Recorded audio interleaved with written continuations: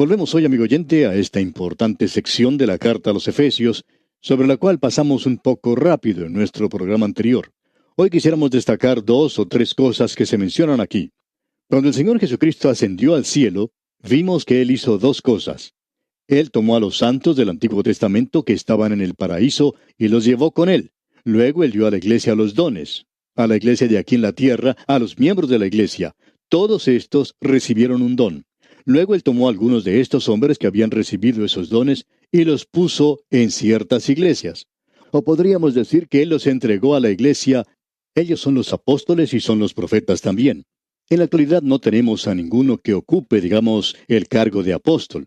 Sin embargo, los apóstoles y los profetas nos pertenecen en el presente.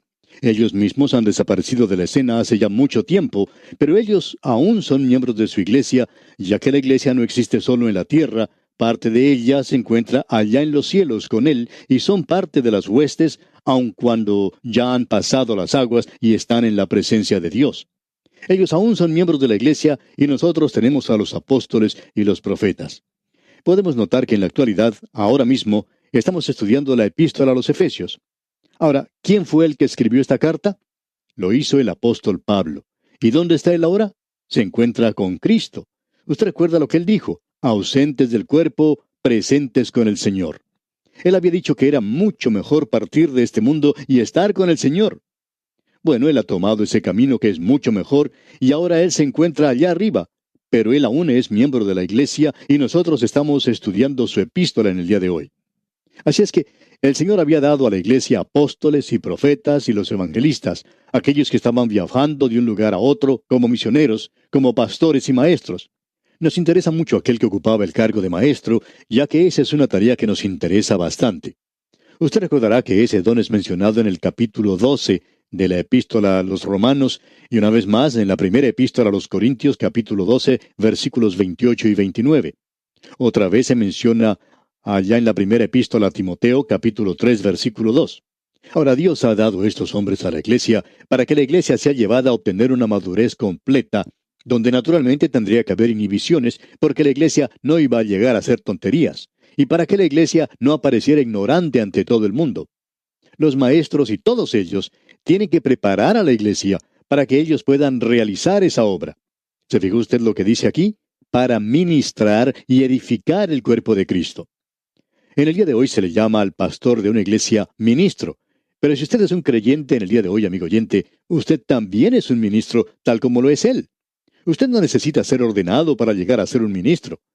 Él tiene ciertos dones, y sobre esto quisiéramos decir que no creemos que ningún hombre que está en la iglesia en el presente tiene todos los dones. El doctor Schaeffer acostumbraba a decir que él nunca se había encontrado con un hombre que en su opinión tuviese todos los dones. Él contaba que en cierta ocasión él estaba dirigiendo los cantos y también predicando cuando comenzó su actuación como evangelista. Una anciana se le acercó a él en cierta oportunidad y le dijo: «Doctor Schaeffer, usted ya está haciendo demasiado. Usted no debería dirigir los cantos y predicar también. ¿Por qué no se consigue a alguien para que predique?» Bien, él era un buen músico, pero pensaba que él era un buen maestro. Lo interesante es que en el día de hoy, nosotros tenemos el punto de vista de que el pastor tiene varios dones y que uno de ellos es el del ministerio. Él es quien tiene que enseñar la palabra de Dios para que los miembros de la iglesia, aquellos que están bajo su responsabilidad, para que ellos lleguen a hacer la obra del ministerio, que sean aquellos que salgan a testificar. En la actualidad tenemos que la iglesia va hacia atrás. Muchas personas piensan que el trabajo del pastor o de sus ayudantes es el de realizar toda la visitación que le corresponde a la iglesia. Creemos que eso es tarea en realidad de todos los miembros. Esa es la responsabilidad de ellos y lo que ellos deberían hacer. En el boletín publicado por una iglesia hace algún tiempo decía lo siguiente: por siglos el principio de la responsabilidad del evangelismo ha sido llevado por el clero. El laico ni era llamado a realizar una actividad evangelística, ni tampoco creía que esa era su responsabilidad. Uno de los desarrollos más significantes en la iglesia, posiblemente el desarrollo más importante en los recientes siglos, ha sido el del avivamiento de la actividad del laico y el creciente reconocimiento que el laico es llamado a un ministerio que no es de ninguna manera menos importante que aquel que desarrolla el ministro. Elkin Trueblood dijo: La Reforma ha abierto la Biblia para que la pueda leer el hombre común. Una nueva reforma abrirá el ministerio al hombre común. Y creemos que los pensamientos que acabamos de mencionar, amigo oyente, tienen mucho valor. En el día de hoy estamos viendo que el hombre laico está tomando parte más activa en las actividades de la iglesia. Y hay muchos jóvenes en el presente, jóvenes creyentes, que están realizando la tarea de testificar. Bueno, ellos necesitan enseñanza y necesitan quien les enseñe. Creemos que esa es la única razón por la cual ellos nos escuchan, porque piensan que debemos enseñarles algo por medio de este programa. De paso, debemos decir que hay personas que se disgustan cuando escuchan que alguna otra persona está utilizando nuestro material. En cierta ocasión recibimos una información de parte de una señora que decía que había un predicador que estaba realizando una tarea bastante buena al imitar el método de enseñanza que estamos usando aquí A Través de la Biblia.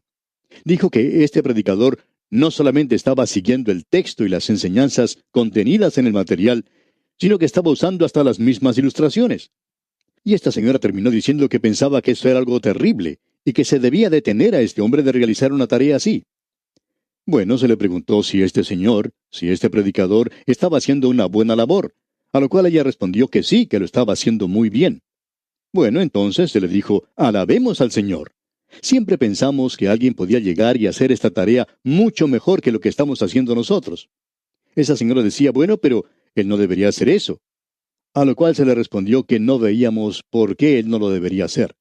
Nuestra tarea es la de tratar de preparar a otras personas para que hagan esta obra del ministerio, y este hombre aparentemente estaba usando nuestro material y él tiene toda libertad de hacerlo. Usted habrá notado que nosotros no tenemos ningún derecho de autor en ningún material que sea publicado. ¿Y sabe por qué, amigo oyente? Porque pensamos que no debemos hacer eso. Sabemos de personas que hacen eso, algunos que ponen una aclaración junto con lo que publican, diciendo que uno no puede usar ese artículo sin autorización de los autores. Bueno, nosotros tenemos la tarea de edificar la iglesia, y el material debe ser utilizado por todo aquel que sienta necesidad de hacerlo. De vez en cuando recibimos cartas de pastores que nos dicen que quieren predicar tal o cual sermón nuestro. ¿Está bien si lo hacemos? Bueno, lo único que nosotros le pedimos es que haga una mejor tarea que la que nosotros estamos haciendo. Eso es lo importante. Pero, amigo oyente, utilice el material, porque nosotros tenemos que edificar el cuerpo de Cristo en el día de hoy. Y nos regocijamos mucho cuando recibimos cartas de la gente que nos dice que ha tomado nuestro material o nuestro libro y lo usa en tal y cual parte y en tal y cual forma. Bueno, amigo oyente, nosotros le damos gracias a Dios por eso.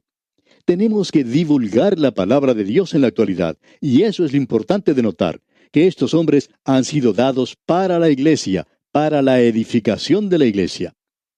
Nos hemos dado cuenta que por medio de la radio se puede edificar a muchas más personas que cuando uno hace la tarea de pastorado nada más. Uno no puede esperar que el pastor haga todo lo que es necesario hacer. Él está en su iglesia para enseñarle a usted, amigo oyente, a hacer la obra del ministerio y para que la iglesia sea edificada hasta llegar a la madurez, para que no actuemos como personas que no somos muy cuerdas, para que podamos dar un testimonio bueno, claro e inteligible a los demás. Permítanos decirle esto, amigo oyente. Creemos que uno de los pecados más grandes de la iglesia local en el día de hoy es la ignorancia de la persona que está sentada en los bancos de la iglesia. No conoce para nada la palabra de Dios, y eso es verdaderamente trágico. No me gustaría subir a un avión que tenga un piloto que no supiera más acerca de hacer volar esa nave que lo que sabe el miembro común de la iglesia acerca del cristianismo o de la palabra de Dios. Sí, debemos ser honrados y honestos, amigo oyente. No creemos que ese avión pudiera levantar vuelo. Y si lo hace, bueno, se estrellaría antes de elevarse a 10 metros sobre la tierra. Sin embargo, amigo oyente, esa es la triste condición en que se encuentra la iglesia del día de hoy. Esa es otra razón por la cual nosotros estamos convencidos que debemos hablar la palabra de Dios en el presente. Eso es algo muy importante. Esperamos que usted nos perdone por entrar en tantos detalles en cuanto a eso. Pero sigamos adelante. Ahora, en la primera parte del versículo 14 de este capítulo 4 de la carta a los Efesios leemos, para que ya no seamos niños fluctuantes, llevados por doquiera de todo viento de doctrina. Usted sabe que tenemos que tener inhibiciones. No debemos ir de un lado para otro como niñitos llorando por cualquier cosa. Usted recuerda que eso fue lo que hizo Pablo en el libro de Corintios. Él les dijo a los creyentes de Corinto que ellos eran carnales, que ellos eran como niños en Cristo y que era una desgracia. Leamos ahora lo que dicen los versículos 14 al 16 de este capítulo 4 de la Epístola a los Efesios. Para que ya no seamos niños fluctuantes, llevados por doquiera de todo viento de doctrina, por estratagema de hombres que para engañar emplean con astucia las artimañas del error, sino que siguiendo la verdad en amor, crezcamos en todo en aquel que es la cabeza, esto es Cristo, de quien todo el cuerpo, bien concertado y unido entre sí por todas las coyunturas que se ayudan mutuamente, según la actividad propia de cada miembro, recibe su crecimiento para ir edificándose en amor. El propósito de Cristo de dar a la Iglesia hombres con diferentes dones es el de desarrollar a los creyentes de la niñez a una madurez completa. Esos hombres llegan a ser, por tanto, pediatras. Usted sabe que hay dos clases de médicos. Uno de ellos es el que se encarga de cuidar a la madre cuando da a luz un bebé. Este es el médico que se tiene que levantar a la 1 de la mañana, por lo general, para realizar esta tarea, y como es de esperarse, se pierde toda la noche haciendo eso. Pero cuando nace el bebé, entonces él entrega ese niño al médico de los niños, y esa es la persona que se tiene que encargar de cambiar sus pañales y darle de comer y todo eso. Y podemos decir que nosotros somos pediatras en nuestro ministerio. Nuestra tarea no es la obstetricia, sino que nosotros nos encargamos de alimentar al recién nacido, al nuevo bebé en Cristo, y pensamos que hay muchos de nosotros que han sido llamados a hacer esta labor. Aquí en este párrafo que hemos leído, tenemos una mezcla de metáforas. Notemos lo que dice. Pablo demuestra vivamente el peligro del creyente que continúa como un niño, es decir, sin crecimiento en Cristo. A los niños nunca se les da a comandar una nave en la mar, por ejemplo. Es lo mismo que ser piloto de un avión. Usted no va a poner a un niño a cargo de una tarea como esa. Hay algunos pequeños que son muy inteligentes, es cierto, pero no creemos que sean lo suficientemente inteligentes y capaces como para realizar una tarea de esa naturaleza. Y los niños, si fueren puestos a cargo de una nave, pues la nave sería llevada de un lado para otro sin ninguna dirección por toda la extensión de la mar. Y el resultado, bueno, sería un desastre, usted lo sabe. Ellos se desanimarían y se enfermarían, perderían su camino. Este es un cuadro terrible de la posible suerte o destino del Hijo de Dios. Pero luego la forma de expresarse cambia nuevamente. Estos niñitos son vistos como en un antro de juegos donde se encuentran truhanes que los quieran envolver con todo sistema de error y equivocación. Sin embargo, en contraste, el creyente debe seguir la verdad en amor. Es decir, que debe amarla, vivirla y hablar de ella. Cristo es la verdad, y el creyente debe navegar su pequeño barco de la vida con Cristo como su brújula, y ésta siempre debe señalar hacia Cristo. El cuerpo no solo recibe órdenes de la cabeza, sino que necesita alimento espiritual. Esto produce una armonía, es decir, donde cada miembro funciona en su lugar. Entonces recibe el aprovisionamiento espiritual procedente de la cabeza. El cuerpo tiene una dinámica interna por la cual se renueva a sí mismo. De la misma manera, el cuerpo espiritual debe renovarse a sí mismo en amor. Hemos tenido la exhibición del nuevo hombre, la inhibición del nuevo hombre, y ahora llegamos a la prohibición del nuevo hombre. Hay un lado negativo en la vida del creyente, y creemos que esto es importante de notar de nuestra parte. No creemos que se le da demasiado énfasis a esto. Hablamos mucho acerca de la nueva moralidad, que no es otra cosa sino pecado. Hay libertad en Cristo, pero esto no nos da derecho para pecar de ninguna manera. Y aquí tenemos el lado negativo. Así es que vamos a notar ahora algunas prohibiciones. Y hablando honradamente, debemos decir que no encontramos en ninguna parte donde se nos diga que la mujer no deba usar maquillaje. Ahora no queremos exagerar este punto, pero sí quisiéramos decir que hay algunos grupos de personas que juzgan a muchas mujeres por la cantidad de maquillaje que usan. Algunas de estas jovencitas se aparecen a veces con su cabello revuelto y sin ningún maquillaje, y en realidad parecen autómatas. En cierta ocasión, unas jovencitas preguntaron a su pastor si la mujer debería usar o no maquillaje. Y el pastor respondió con toda calma: bueno, debo decirles una cosa. Algunas de ustedes lucirían mucho mejor con maquillaje.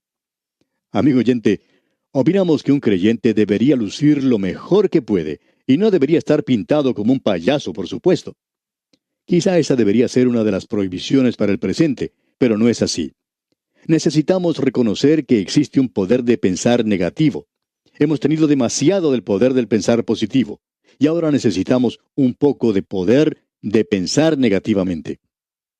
¿Se ha detenido usted a pensar alguna vez que en el jardín de Edén ¿Esa era la única forma de pensar que existía? Mas del árbol de la ciencia del bien y del mal no comerás. Eso era algo negativo, y era lo único que estaba allí. Luego usted puede observar los 10 mandamientos. Todos eran muy negativos, pero muy buenos también. Y aquí tenemos algo de este pensar negativo. La prohibición para el nuevo hombre. Leamos lo que dicen los versículos 17 al 19 de este capítulo 4 de la epístola a los Efesios. Esto pues digo y requiero en el Señor, que ya no andéis como los otros gentiles, que andan en la vanidad de su mente, teniendo el entendimiento entenebrecido, ajenos de la vida de Dios por la ignorancia que en ellos hay, por la dureza de su corazón, los cuales, después que perdieron toda sensibilidad, se entregaron a la lascivia para cometer con avidez toda clase de impureza. Pablo regresa en esta oportunidad al aspecto práctico del caminar del creyente. Escuche lo que él dice. Pablo había presentado este tema en los primeros 3 versículos, pero luego él fue desviado un poco al darnos las instrucciones sobre el tema de la unidad de la iglesia. Ahora, él nos da un cuadro de la vida de los gentiles y la vida de los creyentes de Éfeso antes de la conversión. Él habló acerca de su posición, usted recordará, allá en el capítulo 2. En aquel tiempo estabais sin Cristo, alejados de la ciudadanía de Israel y ajenos a los pactos de la promesa, sin esperanza y sin Dios en el mundo. O sea que ellos estaban viviendo en el pecado. Y este es el cuadro. Esto nos describe gráficamente al hombre perdido en el día de hoy, es decir, lo que él hace. Hay 4 aspectos del andar de los gentiles que ilustran la futilidad absoluta y el propósito loco de la vida del hombre perdido. Usted debe andar en la unidad de la mente. Y Pablo está diciendo aquí algo que nosotros debemos notar, que no deben andar como los otros gentiles, que andan en la vanidad de su mente. La vanidad de su mente quiere decir la ilusión vacía de una vida que piensa que hay satisfacción en el pecado. Hay tantos que están actuando de esta manera.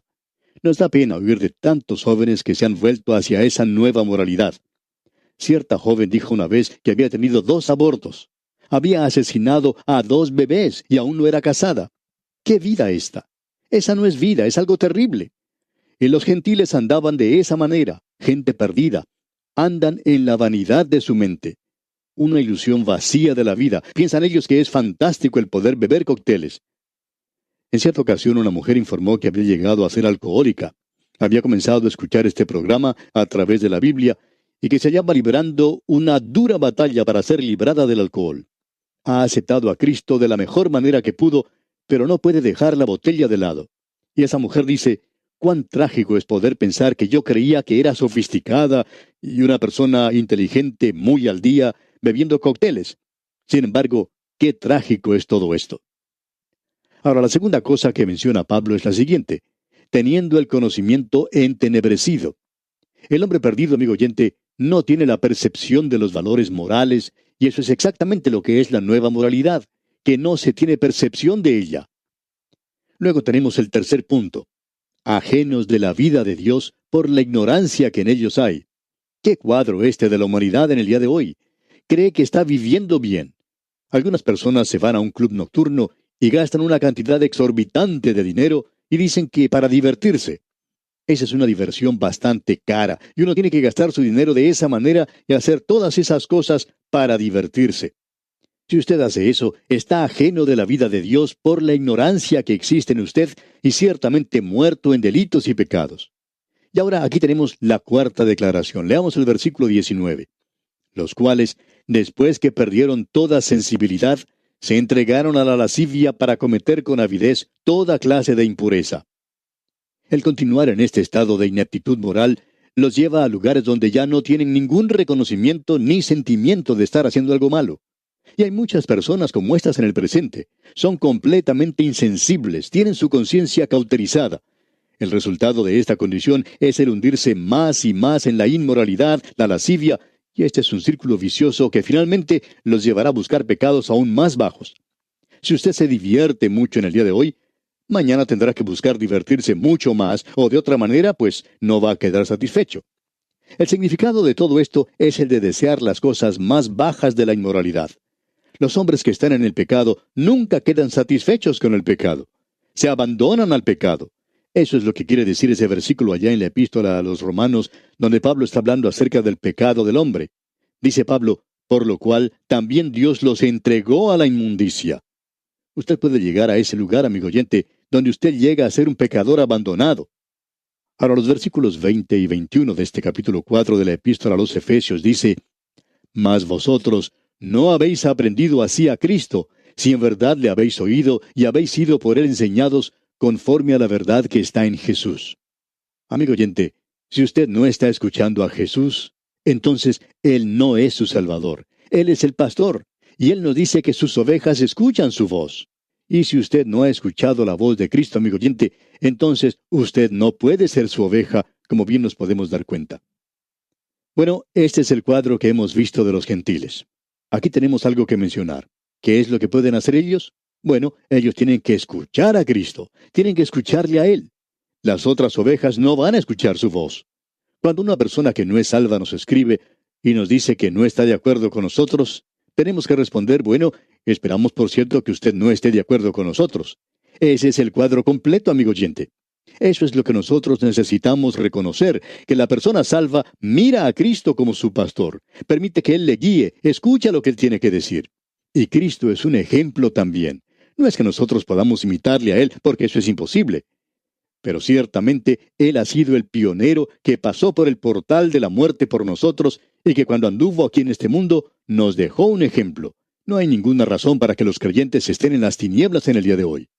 Ahora Pablo dice en los versículos 22 al 24 de este capítulo 4, en cuanto a la pasada manera de vivir, despojaos del viejo hombre que está viciado conforme a los deseos engañosos, y renovaos en el espíritu de vuestra mente, y vestíos del nuevo hombre, creado según Dios en la justicia y santidad de la verdad. Esto es como quitarse un vestido viejo y ponerse uno nuevo. Usted y yo tenemos una naturaleza vieja. Nosotros no debemos usar esa vestimenta, amigo oyente. Nosotros no debemos vivir en la vieja naturaleza. Debemos vestirnos con el nuevo hombre y debemos vivir en el poder del nuevo hombre. De eso es lo que Pablo habla en el capítulo 6 de su epístola a los Romanos. Y luego él continúa diciéndonos aquí lo que debemos quitarnos y lo que debemos ponernos. Y luego comienza a identificarlo. No tenemos tiempo de mirar a lo que hizo el hombre viejo y las cosas que el Hijo de Dios no puede hacer. Pero concluiremos, Dios mediante, en nuestro próximo programa. Es nuestra oración que viva usted vestido del nuevo hombre en justicia y santidad de la verdad en Cristo el Señor.